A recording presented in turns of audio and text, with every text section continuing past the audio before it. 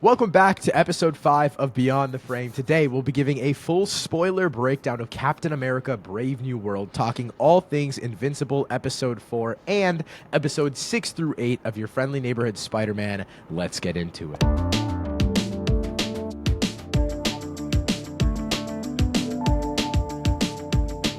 All right, so for starters, we have a lot of content to cover this week, so we'll get right into it, starting with Captain America Brave New World. I honestly don't even want to start with anything spoiler-free. I want to dive right into it. If you want to check out my full review, it is completely spoiler-free, so that is already on the channel. But Brantley, right out of the gate, what did you think of this movie? Feel free to dive into whatever spoilers you want, because I know me and you disagree on this one heavily, so let's do this. Yeah, and I think it's something that most that we've disagreed so far on the podcast about a film. I did not like this at all.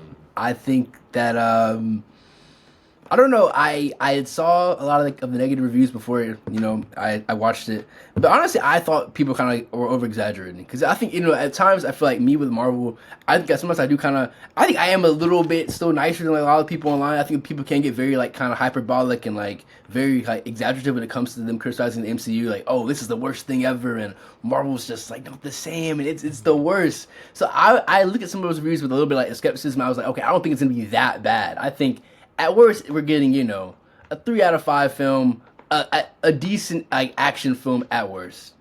Unfortunately, I have to agree with the Marvel detractors on this one. This was not it, bro. Dude, I just don't know what was being cooked here. You could just tell, the plot, the reshoots, you could just tell this was a mess, and they tried to make something cohesive out of it. So let's start there, because I think I wanna go through this review on your thoughts, because obviously I already have my spoiler for your review. So first detail you mentioned is editing, and then I guess plot/story cohesion. I think the pacing of the editing itself is actually really great. I thought that especially the first 30-45 minutes flows amazing, and I will say it was so I'm not gonna lie to you, I love the trailers for this movie. I love the first 2 trailers. I think they're absolutely amazing. I think they're so fast-paced. But when you watch the trailers, you're like, holy shit, they're cutting things together so fast, because it seems like they don't have an actual story to tell. Does that make sense? It feels like they're making up for something in the trailer of it, and you can really feel that. The first 20 to 30 minutes of this movie literally feel like a montage, other than that one gym scene where Isaiah Bradley and Falcon and Captain America are all talking to each other. That one is kind of shot like a Disney Plus commercial. But other than that, I think overall the editing works. It flows really well to me. I don't know. I thought it was kind of edited really quickly, but and to make up for poor shooting on set. But I think to me it worked. I don't know, man. I don't think the editing is terrible, but to me, just I think it's more for me a story thing. I think just the story, the way things are structured. Oh, this is random. I made a note of this bringing this up. This is not really I don't hold against the movie too strongly, but I just thought it was odd. Did you feel like Captain America, the way the shield moves is slower in this movie? It's so slow, bro. He's throwing it, and it's that's true. I didn't think about that. Okay, that makes sense, because that was really annoying. I was like, bro, why is the shield going so slow? But that's actually kind of a cool detail. Because he doesn't have the super soldier serum. That makes sense. I was like, bro, the shield is moving slow as it's just bouncing you can just tell okay, that makes sense. We'll get into the action in just a second here, because that was we'll get there. I did want to say, story-wise, what plot points to you felt out of the blue? Because, so also, it was confirmed by someone that works at Marvel that there was only the regular reshoots done. It wasn't because remember, there was... It wasn't extensive? Yeah. Dude, there were rumors of 7 total months of reshoots, 3 different periods of reshoots after test screenings. It was literally just normal reshoots. People just blew it out of proportion, according to what these people are saying. Yeah. And this person, by the way, doesn't still work for Marvel, I don't think. I think it was they worked on the project. That's just the report that I read. What plot points do you felt like they were kind of added in? Because I know the Giancarlo Esposito stuff, that was part of the reshoots. We know that for a fact. Yeah, and that's one thing I was going to mention. I think oh, really? I thought that in the leader. I thought that in the leader stuff, because the leader was there from the beginning, but I thought they intertwined really well. Of this is the guy that's leading everything and thinking about the probabilities, and then there's just all these like sub levels of leaders and characters that lead like these different. I wish his group was looked into a lot more for sure, but like other than that, I think it was interesting enough plot wise to me.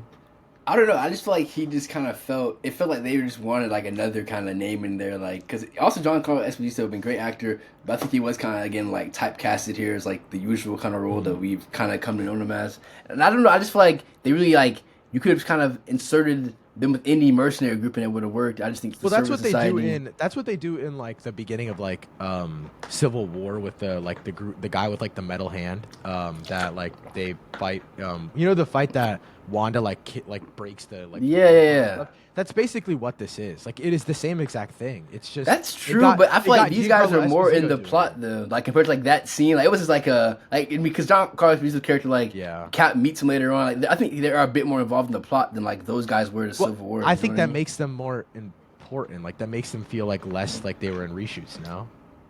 I mean, okay, like yeah, but just the way they were brought in, like I don't know. To me, I just didn't feel any like. I don't know. To me, like you still could have like they still felt replaceable, even though they were more important to the plot. You know what I mean? Like it still felt like they didn't like stick out enough, or like were like fleshed out enough in a way, or he wasn't to where it's like, oh, like I see why this character is in the story, kind of thing. You know? Yeah. What did you think of that fight sequence though? Like where he like blows up his truck and stuff like that. I actually like that. Ooh, okay. That's one of my least. That's like my second. Well, there's only like 5 big fights, but like I don't know. That one I could really tell the editing wasn't great. I can tell the editing wasn't great, but I just think like the moment and the way it plays out to me, it was just like probably my favorite piece of action for the movie. Just because like I was like, oh, like I'm not. It was a moment like the bullet truck. I'm like, oh, okay, like this guy kind of like he means business a little bit. Like I think the tone of it just felt the most like Winter Soldier to me. Like that scene, It felt like the knife fight, the highway fight sequence, but obviously more contained because I will say that's the one fight scene where I was like, okay, this was done in reshoots. I can tell because there's no external things going on. Like it is just a fight scene in the middle of this random ass town. But again, that's one thing where I could tell it was in reshoots, but it felt like this dynamic between the characters felt real because we didn't know the dynamic between them yet. Like it felt like this guy was all we knew was that he was a D1 mercenary killer. You know what I mean? Like all we knew was that he was just a demon, and so I think that worked. I wanted to get into the action because you had mentioned that earlier, especially with the shield and stuff. What did you think of that opening fight sequence? Because that is arguably my favorite fight in the whole movie. Dude, I don't know. That's when I started getting scared, bro. Cause like, oh really, bro? I just think like I don't know the choreography here. I just thought it was really, really weak, bro. Like I think the way it shot, like, cause I feel like this movie, the action, like the fight scenes, at least were a lot slower to me. But like the action's happy. It just felt very just like I don't know. It just didn't have any like oomph to it. To me, it was like punch, and like they grab. And to me, it just felt very like slow, but like, in a very unengaging way. Like I don't like a lot of like cut heavy, like you know, like Jason Bourne type of stuff. But it's like to me, it just didn't. Like, it just felt very like it just lacked any sort of like emphasis to it to me. Like the fight scenes. Yeah, I see what you're saying. I don't know. I think the blend of the gear, the technology, and then the hand to hand. I thought that was that added another level of it being interesting compared to like the Steve Rogers Captain America fights. Because obviously, when you think about the gear that Sam has, because all Steve had was the shield and super soldier serum. You know what I mean? So I found that they had a well balance, and I understand like it makes sense why Sam is so much slower. You know what I mean? Like it makes sense. But I agree. I think it at times can be a little unengaging. But I also think the way that they level out that fight sequence, like we're going from he lands and then he goes on the first floor, second floor, and then finally meets him. Like I think all of it works really, really well. My least favorite fight in the movie though is and this is gonna be a hot take, is Loki the aerial fight scene. I can see why. I don't think that one didn't stick out to me as much. I've heard a lot of people compliment that one, and I was kind of like, it is easily the worst looking fight of the movie. Yeah, no, for sure. Like visually, it looked a bit wonky at times. I just think like for me, the stuff with I don't know which one, because I think the stuff with Red Hawk was okay. I don't know. Surprisingly, okay. Other than like the 3, and I hate to even compliment this scene because there's like 3 or 4 shots that look like we could have made them an iMovie, but like there's like the top-down green screen shots of Anthony Mackie looking like past, like looking at Green Hulk. It Yeah, is so bad to see. Like you know exactly what shots I'm talking about. It is yeah. horrible.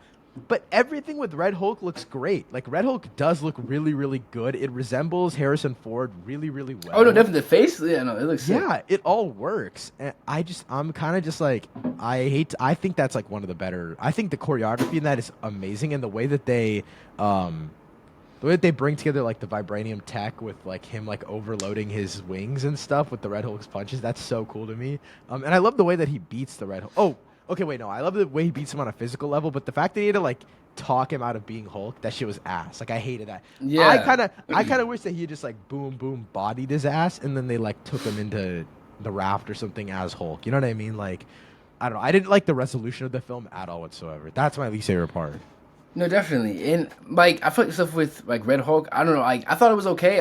I'm not gonna lie. I kind of do like some stuff like they were doing with like General Ross in this movie. Like his kind of role he plays like as his kind of controversial figure that is doing some under the table stuff and like just like his intentions are kind of a bit like everywhere.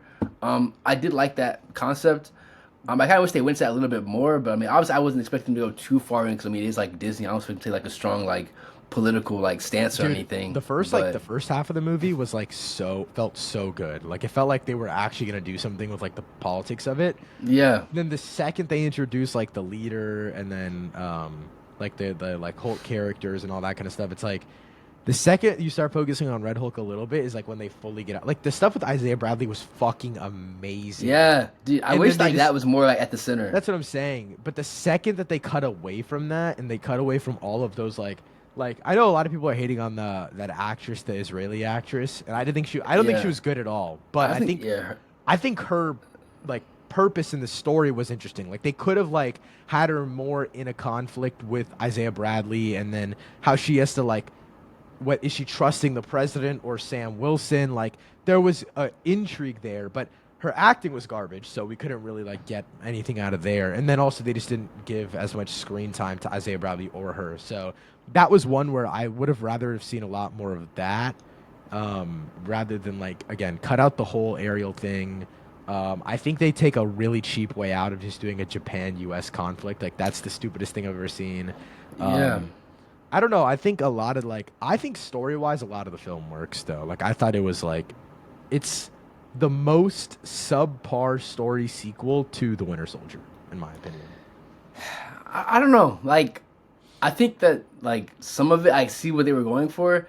It's just weird because like also I think it's a big thing for me. It's like the fact that I've seen like I'm just talking about Marvel here, seeing them do this and do it 10 times better just like makes this one look a lot worse to me and feel worse. It's like 100%, yeah. you're trying the same thing that basically you got right about like almost 10 years ago or something like that. So it's like yeah, it's just like I don't know if like that part of it to me is like I just don't. I kind of just wish this movie kind of went to a different direction. If they were gonna just like do like a subpar, in my opinion, subpar Winter Yeah. Soldier kind of like sequel in a way, or like Well, whatever. I also think this one has, and this is just me speaking as a. I mean, I love Steve Rogers Captain America. I think it's a great character, one of my favorite characters in the whole MCU.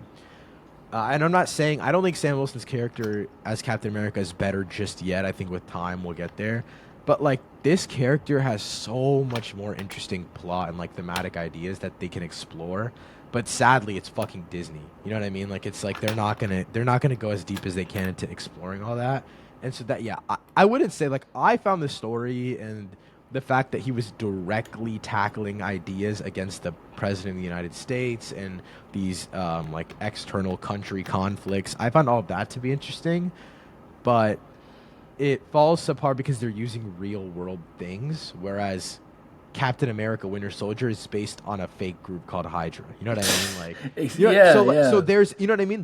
They're not overstepping any lines, but this one is like, they're using a black Captain America to go against a literal red villainous president. You know what I mean? Like, they're not very yeah. subtle about it, but that's the most that Disney will ever do. So you know what I mean? Like that's the most. They're like, okay, cool, we got this character and this character, but we're not going to tell an interesting story between the two of them. So, I don't know. I think the whole idea of the president being like, let's bring back the Avengers. Like, I want to work. That's so stupid. Like, that's not. You know what I mean? Like, that didn't feel like an interesting plot motive. The fact that they Yeah. rely on Incredible Hulk so much is so annoying as well. I don't know. Yeah, I don't know. Like for me, yeah, to your first point regarding like kind of like the like real world like Hmm. country stuff being used. I just feel like this movie was almost like also like in some ways like a step back from the older Captain America films. So even in those films, while fictional, like the narratives are really about him going against the government, just doing what he sees is right, and kind of like taking going against the government for what he sees to be like the right thing for like the people essentially. Whereas like I feel like this one like there's like a conflict with Sam and Ross, but it doesn't. I couldn't really buy into it because like I don't know. It would be like Sam be like, oh, like I'm so mad at General Ross. And, like next scene, like Mr. President, we need to take care of you. We need to keep you safe. And like, what are Yeah, you yeah. doing? Like, let's talk. It's not like it didn't. So like I couldn't just buy into like their conflict, and I just felt like it was a little like odd, especially the fact that this movie did touch on like the stuff with Isaiah Bradley and kind of like the racial stuff that like America did to him and things of that nature. And I just felt like I don't know to have that. I just felt like the movie would kind of you're right. It would like go there a little bit and then like It drastically feels pull it back. And I think that comes down to the fact that I think we do have to remember to some extent these movies are still kind of form of like military propaganda and whatnot. oh, So it's like 100%, yeah. you can't necessarily like like it's hard to like we want the best like we want them to kind of go there, but like I don't think they ever will because even like you brought Falcon and Winter Soldier, like I remember like the villains from like that show, it was like very much so like oh like low key like they're kind of cooking like they're like revolutionaries like they're like these oppressed people and then it's like oh like but they kind of did something a little too bad so now like we gotta end it all like they're not Yeah. really like revolutionaries now they're like terrorists and now we gotta like blow them up and stuff so Yeah. I don't know. It's just I feel like these kind of projects. I wish like we would get a bit more like on the political front. Like they would kind of take a bit more of like an interesting stance or like play with ideas. But I just really doubt we'll ever see that. But I will say the beginning of this movie, one thing caught me off guard, bro.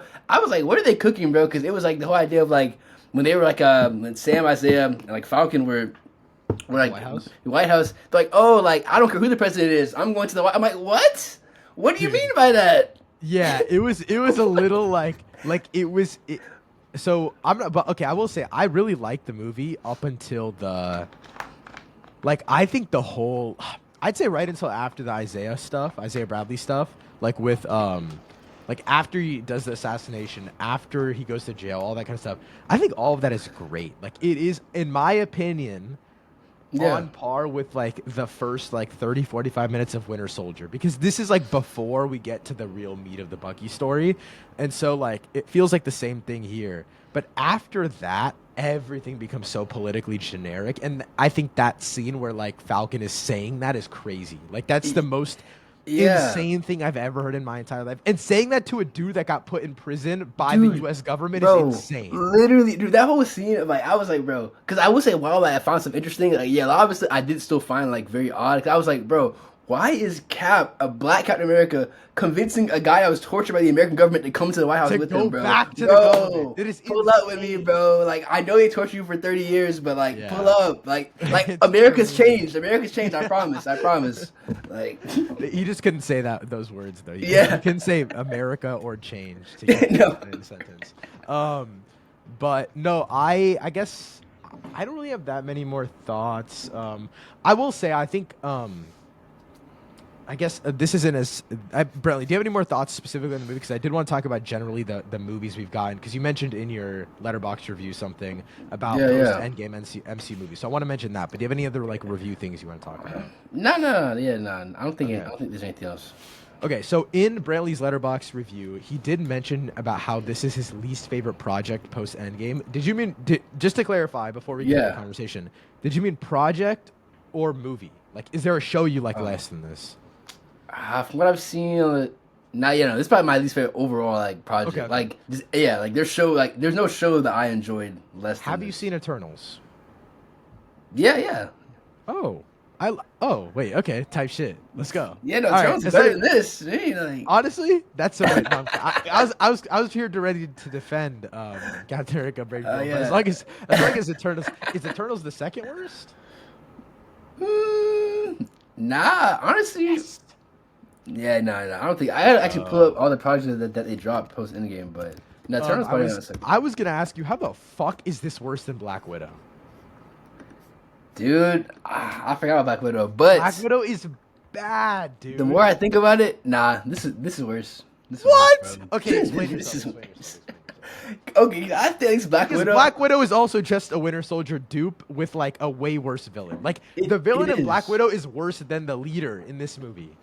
It is, but I think the action in that movie is better. I'm not gonna lie. Like, there's stuff I actually remember. Like, I remember like it's like that rooftop scene early on. I remember that. There's like the hangar stuff or whatever at the end. I don't exactly remember. Like that stuff, it looked visually wonky, but like I don't know. I feel the fact that I remember it. I don't think I remember anything from this movie like in a month, like action wise. Like I think that movie still kind of had a slight bit of sauce to it, only a very little amount. This movie to me was essentially sauceless, bro. This is worse than Love and Thunder. Yes, bro. What? Yes. Oh my God! Yes. You might be racist. You might be racist. Bro, no, like you might, crazy, like you this might be movie's racist. not. I'm sorry, No, like, but that's I like Anthony insane. Mackie in this. I think he's great as This the is lead. worse than Quantum Mania. You haven't seen Quantum I Mania. didn't see Quantum Mania. Okay, thank God. I'll say, Oh I haven't my seen Quantum God. Mania. I haven't seen Quantum Mania. Have you seen the Marvels? Nope. Okay, thank God. So Oh my Loki, God. in my opinion, doesn't hold as much weight because I haven't seen every single project. Yeah, but yeah, like yeah. for what I've seen, yeah, this is still at the bottom of my list, bro. Damn, bro. For post Endgame, like not. Damn. But yeah, I mean, Multiverse of Madness still on top though. Best post Endgame easily, release, easily bro. the best one post Endgame. And then I go second. I know I can guess yours. Guardians of the Galaxy Volume 3. Oh, for sure, for sure. Yeah, I'm gonna go probably Eternals. They don't know. They don't know. I'm a true. Yeah. Anyways, so I guess to wrap up the Brave New World spoiler breakdown, Brantley, could you give us? Actually, fuck this. I'm gonna give my score first. Fuck Brantley. I hate this shit, bro. I was like refreshing Letterboxd yesterday after Brantley. Dude, I saw Brantley's location. I saw he was at the movie theater. Bro. I was like, bro, I gotta see this score. That shit ruined my whole night, by the way. Oh my God. I'm gonna give Captain America: Brave New World a 7.5 out of 10. Originally, I gave it an 8, but I brought it down. I did round up though on Letterboxd just because like fuck everyone else, and I wanted this movie to have a higher average score. So yeah, I'm going 7.5 out of 10. Brandon, what'd you think? What's your score? I'm pulling a 2 out of 5, bro. A 2 out of 5. A low-key, almost the worst movie I've seen so far this year. I still have Flight Risk at the bottom. Okay. But Whoa! What the fuck? There's it was. no I way was there's debating. no way you think Wolfman is better than this. Bro, Wolfman's better. Dude, Wolfman's better. There's no Dude. way you think Presence is better than this.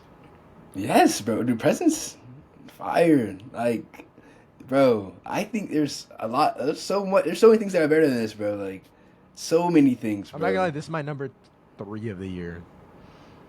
Crazy. I've seen 9 movies this year. Number So 3. goat.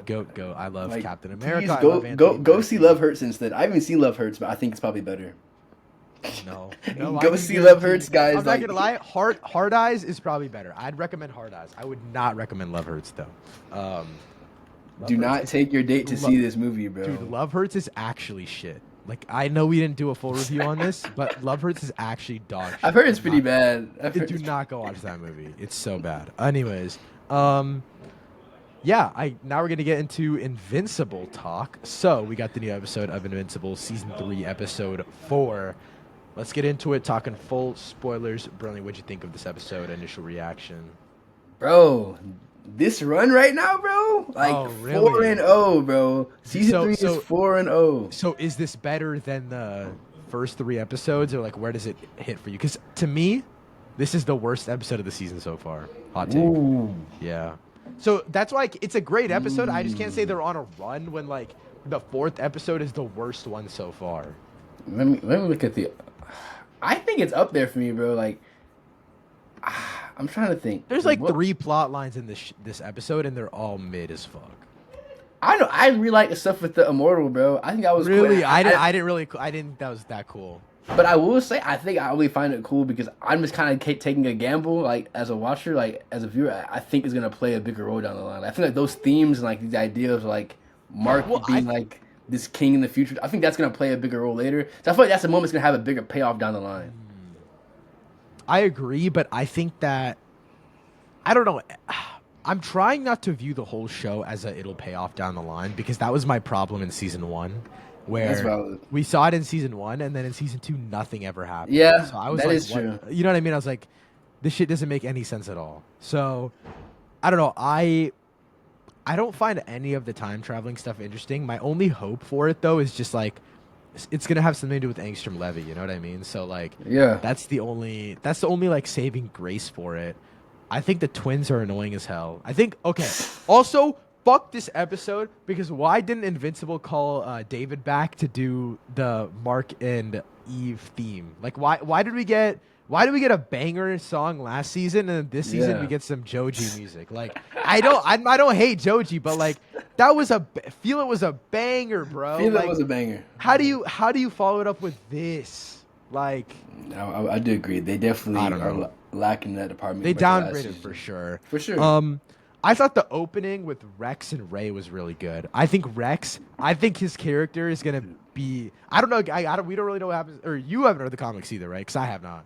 Yeah, I read like stuff that the show's already been past at this point. But I Okay, stopped. yeah. So like we don't really know what's going on with like Rex and stuff. But my prediction, bro, Rex is gonna be. I think Rex is gonna sacrifice himself for Mark.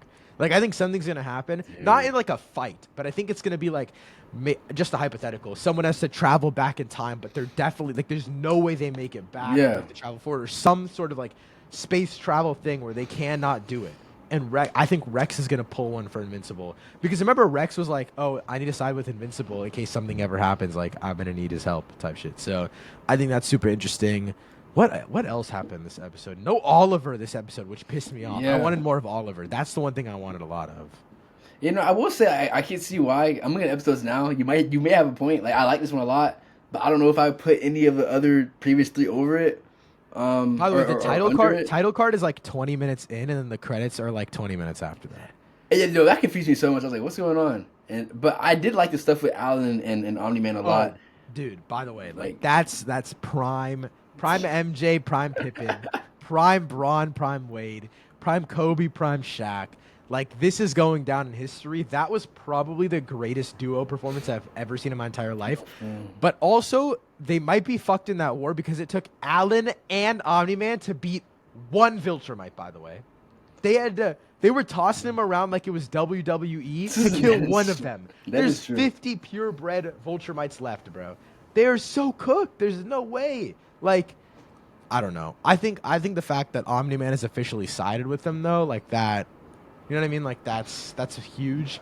I will say one thing I'm really scared for this season though is, tell me if I'm crazy. After this episode, it makes sense that Omni-Man will see Oliver and Mark next episode. Is that a fair thing to say? They're out of the prison and they next can go episode? to Earth. They can go to Earth. They can literally go to Earth, and they have no other thing to I don't know. I don't know if it'll be in the next episode, especially with the way like they have them set up as like as though he kind of like it's like a B plot. Like I don't know if they're gonna like continue that like right to next episode. Maybe episode like 6 we do. might come back to them. So I just want to give an over/under on this one. I'm not addicted Yeah. to betting, I swear. But 2 episodes, right? We're giving it 2 episodes until Omni-Man and Mark see each other again. Yeah. I'm saying episode 6. Yeah, I'm familiar. Okay, with 2 episodes. I'm gonna mark this clip because I'm genuinely, this is my biggest problem with Invincible is that they will do something and then they will not go back to it for the longest. Something that Mark and Omni-Man meeting is essential. Like that is an important thing to do. And I swear to God, they're gonna focus on some bullshit side story again next episode. If we get another 7-minute silent film, I'm gonna kill myself because all I want to see is it was a great part of that 3rd episode. Like we needed Yeah. that in that moment for Mark's character and Cecil's character and For that sure. dynamic. But no, that was like, I don't know. It just frustrated me at the end when Omni-Man was like, "Yeah, I'm down. Like, let's beat the Viltrumites." And I'm like, "We're not seeing this guy for like 2 more weeks. Yeah, so, like, no. there's just no way." Did you have anything else you wanted to mention? Oh, Battle Beast, Battle of East, bro. dude, Mr. The Aura goat. himself. That was Dude. crazy. I didn't expect him to be in this one at all. Neither did I. I'm not gonna lie to you. Every single line was just like one of those like Bleacher Report meme quotes, for bro. real. Like, is so fun. I don't know. Like I think it's just fun stuff. Like I think that's the moments where I'm like, okay, cool. You can spend a little more time doing this. You know what I mean? No, exactly. I think like I don't know. I think I am cut. Not in some ways. Yeah, I will agree. I think I'm cutting the show a little bit of slack because I understand. I think the way it's formatted It's a bit so better expansive. after 2 seasons now. It's like okay, I get it. This episode not really a lot happened in terms of like plot progression. I mean, the anime stuff is pretty big, but like Yeah. then just Battle Beast. It was maybe like, okay, like he's around, he exists. He'll probably come back whenever. Maybe not even like this season. Honestly, who knows? Yeah. Because like you said, I do think that's a problem with the show sometimes. Like the way they handle characters and plot lines. I don't know. Like, it's a double-edged sword because I think in some aspects it makes the show's like universe feel very vast and wide. Yeah. But at other times it's like, dang, like, I do want to see where this goes, and like you're not giving it to me. So it's like it can be a little frustrating depending on the character. But yeah, overall I think this was a really just fun episode, and I'm excited to see where it goes. I mean, we know the show always likes to turn up in its second half and go crazy. Oh yeah, are we halfway through now? Is it Is it 8 episodes or not? Yeah. It's only 8 for this season. Yeah. Okay, so we're halfway through. We're Exactly. locked and loaded. So And the fact that the first 3 were good, and this one I think was still really good, but not much plot happening wise. The second half I feel like it could go crazy. I think this is just a great episode of Invincible. Like I also think the thing is like with, I guess that's like Battle Beast. It's not really comparable to this character, but we don't really get to see him very often. But he is so important to the overall story. Is all of the Angstrom Levy stuff. Like it genuinely. Every time I see that motherfucker, I get pissed because I'm like, I know they're gonna tease something, bro. We saw him looking at a screen for 5 seconds at the end of episode 3. Guarantee you, we're not seeing Buddy for another 3 weeks. Like we're just not going to. And it's just annoying because like I'm like, this is something I think is interesting and I actually care about, and we just don't look at it ever again. And we spend time in a future world with a Mark doing something that like. Okay, oh my god. This is where I'm like, dude, we need more. They need to pace the show out better because why the fuck? I get the show calling its viewers out for having a bad attention span and they want to like read. Yeah. I'm not gonna lie, it's bullshit. They're just trying to cut minutes in the episode. You know what I mean? Oh, They're just trying to like make it feel longer. You know why Omni-Man and Alan talk in space through their heads? They don't have to animate their faces. Exactly. It's bullshit. It's so annoying to me. I don't like it at all whatsoever. Well, I think it is Alan's power in the comic, though. I think it is, but like it's just annoying. Like yeah. I think it's because they're so self-aware about it. Like they literally made that video about the animation thing, and they were like, yeah, it's so much easier for. I'm like it. I don't know. It's not very funny to me. It's just like now that every single time I see it, I'm like it's just annoying. You know? Yeah, and I did like the recap. This episode was very stupid. I'm like, we didn't really need it. Especially by the way, like 40. we are yeah, and we already saw these people earlier in this season. So it's like, why are we getting a recap now? We already saw like I get it if they did like a pause from on Battle Beast and did like a quick little backstory of him whooping Mark's ass in the first season. Like that would be funny. But like this is like we literally saw them last episode, bro. There's no need to be doing all this. Yeah, I mean, I don't really have any more thoughts on this episode of Invincible. Yeah, Bradley, yeah. So you said this is your least favorite of the season so far, right? But it's still a great episode. I think it's still great. I think it's still great. Awesome. All right, so to wrap up this week's episode, we're going to talk Your Friendly Neighborhood Spider-Man. Episode the better show. No, I'm playing. 6. Whoa! I'm kidding. I'm kidding. Oh, shit. I'm kidding. Okay. But I actually, no, I'm not kidding. I am, but I'm not. Okay. We see ball now. Episode 6 through 8. Let's talk all things spoilers. Bradley, I want you to start here. You seem like these 3 episodes really changed the game, right? Dude. Would you say so far this is our best set of episodes? What are you thinking? Because we're 3 sets in. We got our premiere first 3 episodes, last week's 3 episodes, and this week's 3 episodes. Yeah, I'm not gonna lie. I think the last set is probably I still prefer it over this set of episodes. Mm-hmm. But I do like what the show is doing, where the story is going. I really don't have very many criticisms of the show. I think it's honestly the more I keep watching, the more I just keep enjoying it. I think the stuff they're doing like with Otto, I think that stuff is fantastic. Like him getting caught, bro, I'm like crazy. And then we got the stuff like I didn't expect like this show to be kind of like I expected it to be a very streamlined show, but it's like kind of like wider than I expected, like story wise. Like so many plot points going on, and they're Invincible. They're actually hitting on every mark. There's so many characters. I feel like a show like, and we're just inherently comparing these two because these are the 2 shows running right now. I don't mean it in we don't mean it in a disrespectful way. But the stuff with Harry and Nico, like that moment where they're just bonding and talking and stuff like that, like that is something that Invincible really lacks. Is like just character moments that are affecting, like that moment is affecting Nico's relationship with Spider-Man. Whereas, just again an example, Mark and Eve's date or the Rex and Ray stuff, it just doesn't feel important at all. Like it feels like they are setting up characters at the detriment of the overall story. Whereas your friendly neighborhood Spider-Man really does feel like they care about every single individual plot on top of giving us fan servicey elements, right? Like in Invincible, I think a lot of like the King Immortal and all this kind of stuff, it is probably fan service to an extent. I haven't read the comics, so I don't know. Brother, we got Daredevil and Iron Man and Green Goblin in the span of 3 episodes. What the fuck is going on? Yeah. The Daredevil fight, by the way, oh my god. Fire. That's the best fight of the entire series so far, I think. Probably, I would have to agree with you. I think it's like the setting, like them on the rooftop and everything. I think it was just super sick. But yeah, to your point, yeah, I think like I guess yeah, going back to the Invincible thing, like in that show, I think with the characters and how they interact with each other, sometimes it definitely does feel like what you mentioned. It feels like like kind of just like we have to just put this in there because it's a show, like they're characters, so they have to progress in some way. It feels very much like an afterthought in some instances. Whereas like this show, like the character, like their feelings, their motivations feel like central to the story and actually like helping elevate the story. Well, I feel like Invincible, that's not always the case. It's kind of very hit or miss like in that department. But I think these 3 were really good. Yeah, I think these 3 are they are my favorite set. They're definitely my favorite set. That's valid. That's valid. I think the only flaw I'd say of these 3 episodes is I wish that we were focusing on Osborn a little more because my fear is by the way, the show ends next week. Yeah, it's crazy. It's 2 episodes next week. Next week we get 3 more episodes, I think. Oh, I thought it was 10. Remember 2 premiered. Oh, it was 10? Okay, yeah. Yeah, because 2 and now we got 3. Yeah. So my biggest problem, and I guess fear, is that they're setting up Ock and Goblin at the same time. That's the problem. And because, again, by the way, they set him up in the most identical ways possible. They literally set up Ock because he's not using his arms. They just show up. They're just latched throughout his lab. And with Goblin, we don't see Goblin. We just see his like little board thing. So I think the way that they are introducing them is very similar. I just hope they give them their own time because I feel like it's only going to be a detriment to Norman. Like I feel like that character is going to be so important, and I wonder why they are using Goblin so early because the regular Norman stuff is so interesting.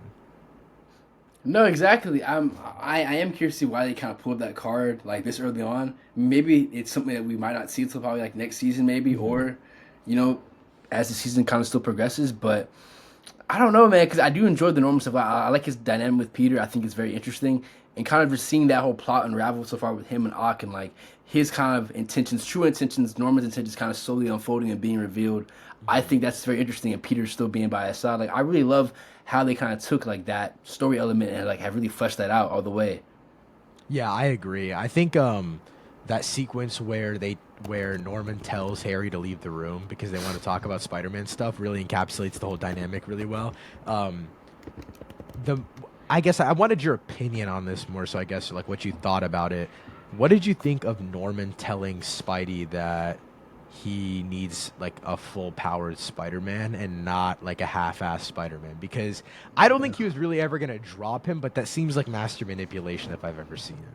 Oh, for sure. Yeah, I think Norman's definitely manipulating Peter because he knows that like Peter's like naive and like very much so like. And I think that's an interesting idea because I feel like in other Spider-Man stories, from what I remember, he's like Spectacular stuff like that. Peter's not necessarily like naive, but it's like just the idea, and this is an idea I really like, just involving these characters, is like the idea of like Peter being like the son that Norman never had or like preferred. Yeah, I feel like that this show's using that idea, but it's also like kind of more of this like parasitic thing where Peter, like Norman's directly taking advantage of Peter, and I feel like that's something we haven't really seen before. At least that I can like recall, like this kind of like idea of like Norman's like manipulating this Peter, and like I feel like even in Spectacular, like, Peter was kind of like aware of like that dynamic to some degree, but here he's not really. I feel like. Yeah, that's interesting. I also think, I will say, I think the dynamic between Harry and Peter is way better in Spectacular, 100%. But I think it's just because, we get directly into the Goblin stuff with Harry in Spectacular, if I'm not mistaken, right? Because he steals his dad's serum. And then he uses it. Bro was a junkie, bro. Dude, that's crazy. But yeah, no, and I think I'm interested to see if Harry also becomes a version of Goblin in this series because of his relationship with Nico. They are so much closer than any of like Peter's like friends Yeah. slash love interest slash any collateral damage to Peter. Also, Nico found out he's Spider-Man. I totally forgot about Yeah, that. yeah. That's also crazy. And at the end of, if I'm not mistaken, they haven't really talked about it yet, right? Because remember, all she did was talk to Harry about it, and Harry was like, maybe he is trying to protect you, if I'm not mistaken. Yeah, So that was in episode, what, 6, I think, yeah. yeah, Like so the I second. wonder if they will talk about it by the end of the season, or like what kind of dynamic will happen, because I don't know, like I'm interested to see. I think making Harry actually close to Nico and Peter is such a great choice. I don't know, I don't really have many other thoughts. Is there any other Yeah. story points that you were thinking? Oh, Scorpion, holy Scorpion, yeah. shit, that fight scene was That was hard. elite. That was And generational. and That fed I like how it families, involved dude. everybody and stuff too. Like it involved Lonnie, Pearl, like they were I all cannot like believe present Pearl was there, bro.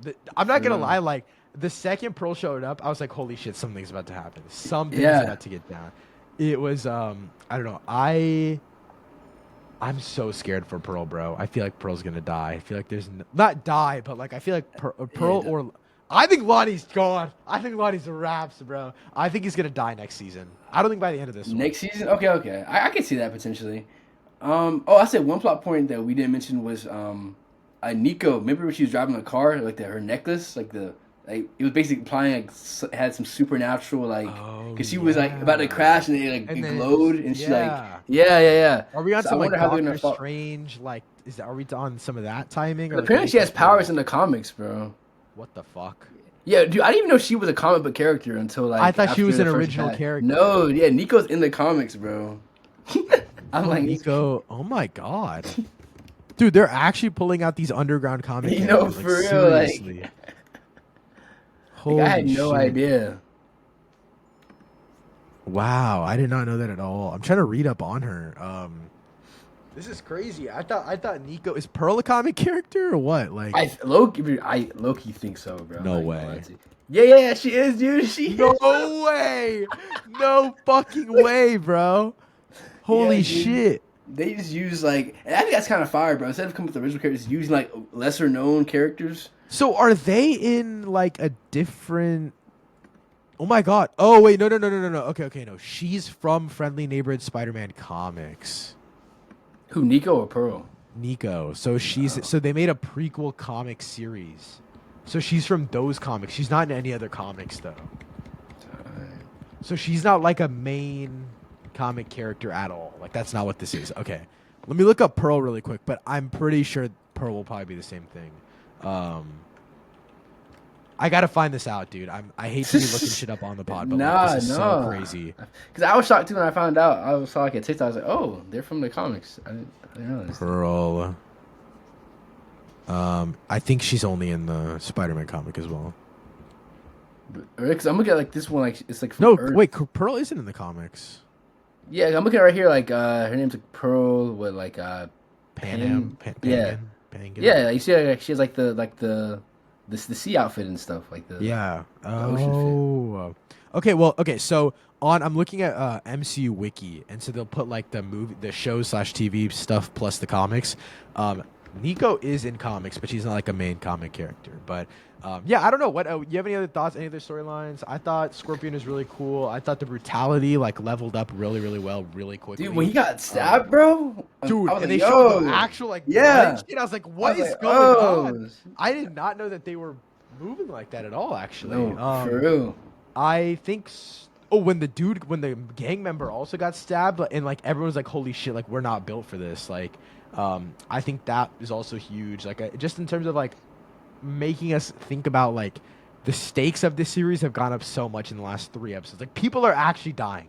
Like, Yeah. Spider-Man actually almost died. It's crazy. I guess final thing, kind of like a theory time type of thing going on here. What are you thinking for final battle slash overall like thing going on? Like, what are we building up to? Because we're 2 episodes left. Man, We have man, so man. many villains introduced, but we've also had a lot of fights already. I don't know. I personally am thinking it's gonna be Tombstone for this season. I feel like that would make the most sense because that's like the storyline that's been most fleshed out. You can tell that's like what they're kind of gonna culminate that with. They're about to get their gear as well from the Octavius lab. Exactly, but I don't know in terms of how they're gonna culminate it because I feel like, I mean, obviously this show has been subverting a lot of like what we expect, But at least I would hope that we at least get to see like Lonnie like take over and like actually like kind of like take over the gang, and then he Oh, encounters Spider Man. But I don't know if they'll do that, or maybe he just gets his gear and then he has to fight Spider Man like in the finale or something like that. I don't know. it would make sense within 2 episodes though. Like episode, the second to last, like pre-finale, the leader of the gang could die. Lonnie takes over because remember, or he could be like on his deathbed or some shit, and he tells. Remember, because Lonnie was the one that was like, "Hell yeah, let's go, let's get the Yeah, gear and stuff like that." And the dude was like smiling, like he knew he was like the one that actually cared. And so I'm thinking they could probably just, if they do, if Tombstone ends up being like the big bad for this season, they just kill off the current gang leader in the second to last episode, and then Lonnie steps up and dies at the end of. Um, I hope the finale is more than 30 minutes personally, but that's just me. yeah, no, that would be sick, dude. Because I'm wondering, because I hope it's a situation where it's like, yeah, like they fight or something, and maybe Lonnie gets away, and we just don't see him for a minute, and he reemerges as like the actual like kind of comic accurate Tombstone. I think that could be sick. Um, like maybe he kind of gets him fire and fight. He goes underground. Like the next season, maybe it's like, oh, like where's Lonnie been? Like they kind of like just forget about him. Like we don't know where bro went. He pops back up. He's like, oh, he's been doing this and that. It's Tombstone. I think that could be really cool. So I think that would be way more interesting. Actually, you're right. Don't kill him off. Keep him. Keep him. Um, I don't know. I wonder what villain, if they're gonna do like a villainous ending thing. But I guess since they already have season 2 done and then season 3 partially done, they don't really need to do that. You know, they're not yeah, waiting on like how fans react to the finale. yeah. I don't know. You have any more theories? Anything else you want to talk about before we wrap it up here? Think. I'm just really excited. I'm shocked that this show has like moved me like this much.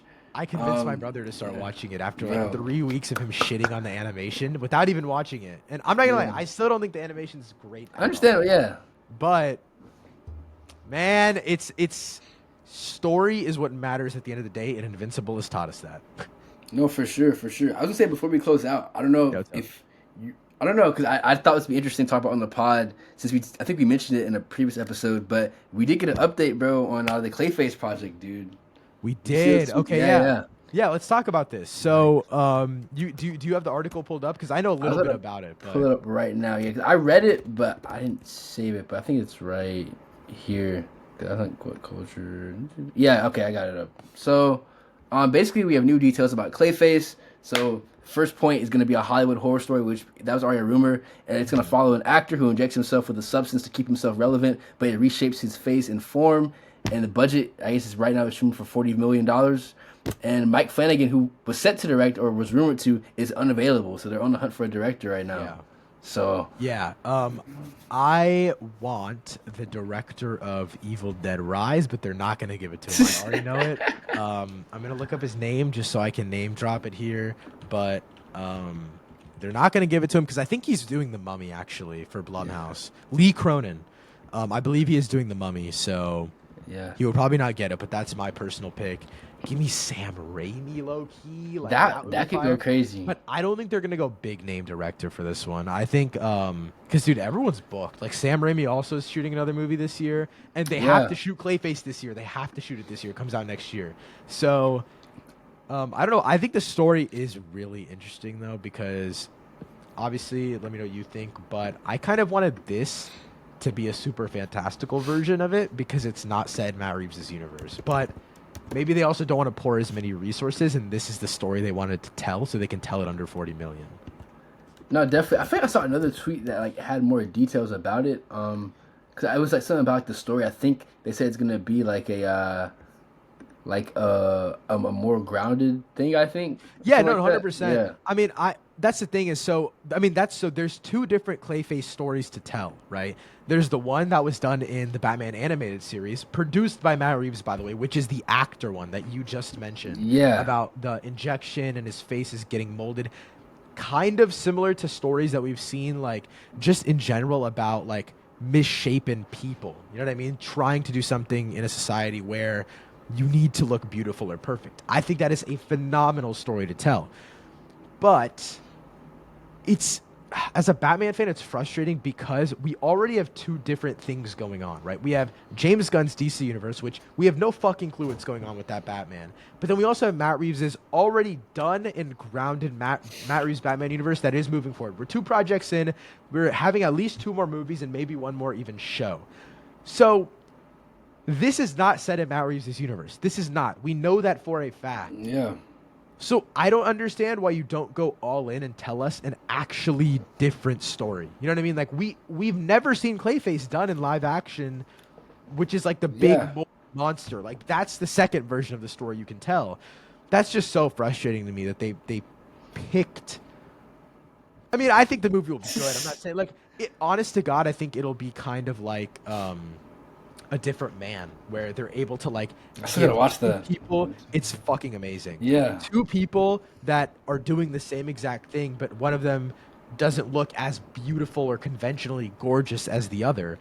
And I think that that story is something interesting to tell, but then you put it into the Batman skin of Clayface. I'm kind of like you have more of a creative freedom. Why not reach for the stars, you know? Oh no, definitely, man. And no, I definitely agree with that. I think like they should make this very interesting, not what we expect in this sense, or not what most people will expect. I feel like they could definitely go in a more kind of artsy and like experimental direction with it, and I would definitely be there for that. And I will say it's interesting. I will say one more detail. They said that Mike Flanagan he still did write the script, and the script is done, so he did write it.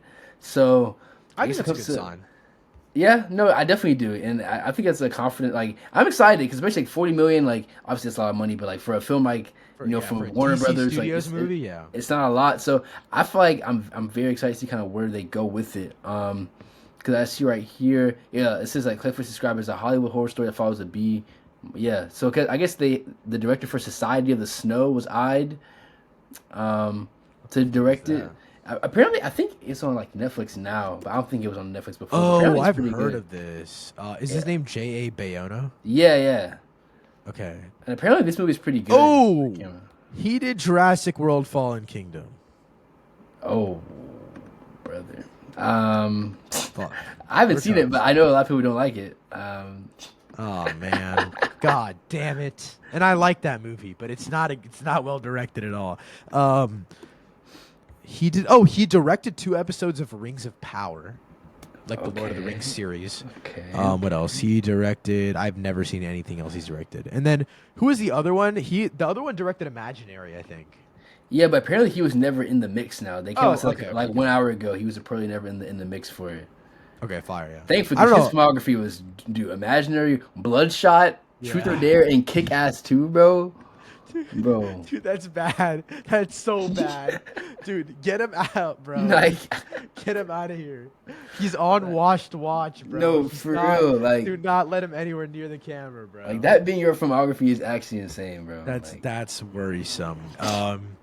Yeah, I don't really have any more thoughts on that, bro. You have anything else to say? I don't know. I'm just frustrated. Like, I wish they would have chosen some other story. But I guess I will say that's the pro of DC doing what DC Studios is doing, where it's like they can just tell whatever they want, and it doesn't have major implications, which I think that is a cool thing, I guess. But yeah, that pretty much wraps up this episode. I did want to mention, you guys probably saw my full review is already out on the channel, and I talked about it a little bit on Letterboxd, but I have seen The Monkey, Osgood Perkins' newest film, but I will not be talking about it at all whatsoever this episode because Brantley will be seeing it next week. And next week, we'll be getting Brantley's and mine full spoiler review breakdown, talking about The Monkey, Longlegs, Osgood Perkins' future, Neon, all that kind of stuff. Overall, there's a lot to say because that's the only film coming out next week. But if I'm not mistaken, next week, Brantley Gibson is also watching Mickey 17. So we're here, man. we will take a good 10 minutes of the episode just to get Brantley's thoughts on that film. A couple of my friends saw it yesterday. Yeah, I saw people were saying yesterday. I was like, dang. Yeah, so there was a couple of film press screenings, and I wanted to read out a text that one of my friends sent me. Dude, it's insane. It got me so excited and so, I don't know. I was so jealous. I'm not gonna lie to you. I'm shocked that there's nothing near you though, especially like Orlando. It's because it's so. Our press screenings are on March 3rd, so week of still, so it's not bad. But it's all of the colleges. So my school isn't partnered with Warner Brothers. So your school is, FSU Yeah, I also saw FSU is. got it. Yeah, So yeah, I was thinking of driving up next week. I'm thinking about it. I'm still trying to figure it that out, could but be moves. I think I'm gonna go. I'm still trying to Yes, figure out sir. exactly what the deal is, but yeah, there are a lot of fan screenings, college screenings, press, all that kind of stuff going on all around the world. This is a great sign, by the way. Just if anyone was wondering, letting college kids see your movie first is an amazing sign. So, I am nothing shy of insanely excited for this movie. But again, that wraps up this episode. Thank you guys so much for listening. If you made it this far, let us know what you thought of Captain America: Brave New World, your friendly neighborhood Spider-Man, and Invincible. All in the comments down below. Thank you so much for listening. See you guys next week. Peace.